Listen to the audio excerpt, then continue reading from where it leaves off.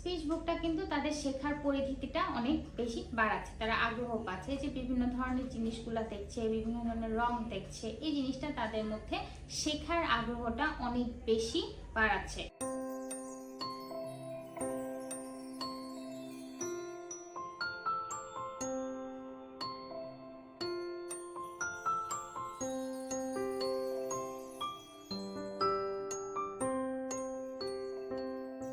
আমাদের স্পিচ বুকের কাজ হচ্ছে সেখানে আমরা বাচ্চাদেরকে নানা ধরনের ফুলের ছবি দেখিয়ে থাকি, নানা ধরনের যানবাহনের ছবি দেখিয়ে থাকি, সেখানে হচ্ছে নানা ধরনের ফল ফলাদির ছবি আমরা দেখিয়ে থাকি। এখান থেকে হচ্ছে স্পিচ বুক থেকে তারা নানা ধরনের ফল সম্পর্কে জানতে পারছে, সেই নামটা তারা বলতে পারছে, জিনিসটা দেখতে কেমন সেটা তারা চিনতে পারছে। তারপর যানবাহনগুলা হচ্ছে কোথায় কোনটা চলছে, যেমন রাস্তা দিয়ে বাস চলছে, গাড়ি চলছে, নদীতে নৌকা চলছে, জাহাজ চলছে, এই জিনিসগুলা কিন্তু বুঝতে পারছে।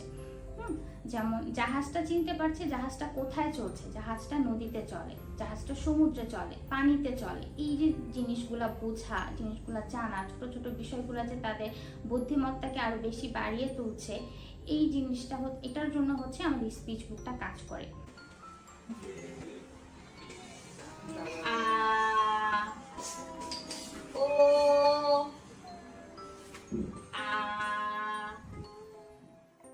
ফেসবুকে আমাদের ভিন্ন ভিন্ন অ্যাক্টিভিটি থাকে, ইংলিশ থাকে, কাউন্টিং থাকে, ব্যঞ্জন বর্ণ থাকে, স্বরবর্ণ থাকে, যেটা বাচ্চাদের প্রি লার্নিং হিসাবে আমরা এটা ইউজ করি। একটা বাচ্চা যাতে এই একাডেমিক যে ল্যাঙ্গুয়েজগুলো আছে এটার সাথে পরিচিত হতে পারে। স্পিচ বুকের আরও একটা সুবিধা আছে, আমরা স্পিচ বুকটা যখন পড়াই তখন একটা বই দিয়ে আমরা একজন একজন করে পড়াই।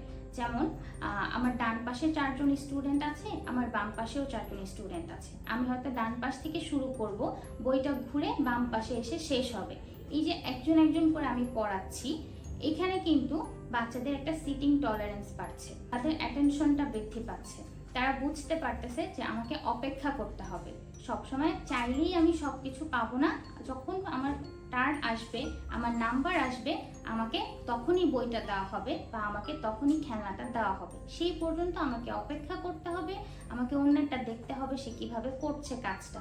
এতে হচ্ছে কি, তারা অপেক্ষা করাটা শিখছে, তাদের নাম্বার আসা পর্যন্ত যে তাদেরকে বসতে হবে এই বুঝটা তাদের মধ্যে দিন দিন ডেভেলপ হচ্ছে। বেশিরভাগ ক্ষেত্রে স্পিচ ডিলে অথবা ডেভেলপমেন্টাল ডিলে বাচ্চারা একটু বেশি অস্থির হয়ে থাকে, তাদের মধ্যে যেটা তুলনামূলকভাবে একটু বেশি হয়ে থাকে। তো দেখা যায় কি, তারা যখন যে কোনো কিছু একটা দেখে সাথে সাথেই সেটা নেওয়ার জন্য তারা অস্থির হয়ে যায়, জেদ করে, কান্নাকাটি করে, চিৎকার চেঁচামেচি করে। আমরা টার্ন টেকিংটা বা স্পিচ বুকটা একটা দিয়ে কাজ করাচ্ছি এইটার জন্য, যাতে করে তারা নিজেদের টার্ন আসা পর্যন্ত বা নিজেদের নাম্বার আসা পর্যন্ত অপেক্ষা করতে পারে, জেদটা যেন আস্তে আস্তে কমে যেতে পারে।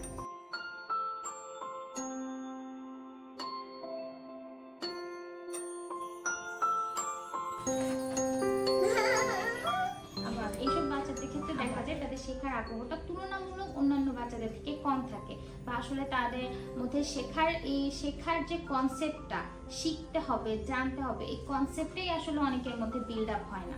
বাট যখন আমরা স্পিচ বুকটা প্রি স্কুলিং এ কাজ করাচ্ছি, তারা যখন অন্যান্য বাচ্চাদেরকেও দেখছে, যেমন কিছুটা ডেভেলপ বাচ্চা যারা আছে তাদেরকে যখন অন্যান্য বাচ্চারা দেখছে, তাদের থেকে শিখতে পারছে, তাদের থেকে বুঝতে পারছে, জানতে পারছে, এটাতে হচ্ছে কি আরেকজনের মধ্যে শেখার আগ্রহটা বৃদ্ধি হচ্ছে বা শেখার কনসেপ্টটা একটু একটু করে বিল্ড আপ হচ্ছে। একসাথে স্কুলে যখন অনেকগুলো বাচ্চাকে একই ধরনের কাজ করানো হচ্ছে, তখন তাদের মধ্যে শেখার আগ্রহটা দিন দিন বাড়তে থাকে।